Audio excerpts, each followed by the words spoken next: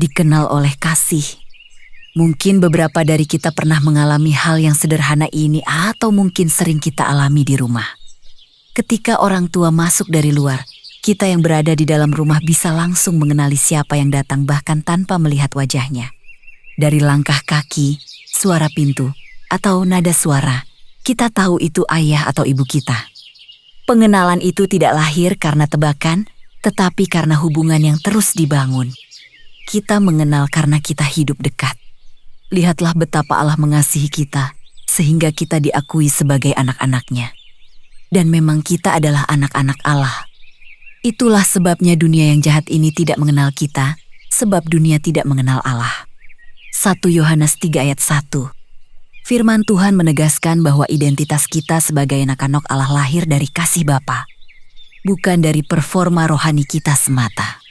Seperti seorang anak yang mengenali orang tuanya karena hidup bersama.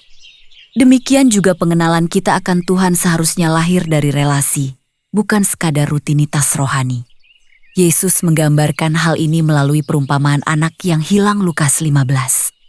Ketika si bungsu pulang dalam keadaan hancur, sang ayah langsung mengenal dan menerima dia tanpa syarat, tanpa jarak. Relasi tidak hilang meskipun anak itu sempat menjauh. Namun kontrasnya, anak sulung yang selalu tinggal di rumah justru tidak memahami hati ayahnya. Ia dekat secara fisik, tetapi tidak mengenal kasih ayahnya secara pribadi. Ia taat, tetapi hatinya penuh tuntutan. Ia bersama ayah, namun hidup tanpa sukacita sebagai anak. Anakku, jawab ayahnya, engkau selalu ada di sini dengan aku. Semua yang kumiliki adalah milikmu juga. Kitab Lukas pasal 15 ayat ke-31. Inilah peringatan bagi kita hari ini. Kedekatan tidak selalu berarti pengenalan. Kita bisa aktif melayani, rajin beribadah.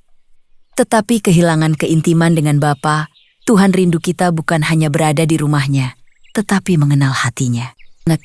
Ketika kita sungguh mengenal hati Tuhan, kita tidak hanya taat, tetapi kita belajar menikmati kasih-Nya yang selalu ada.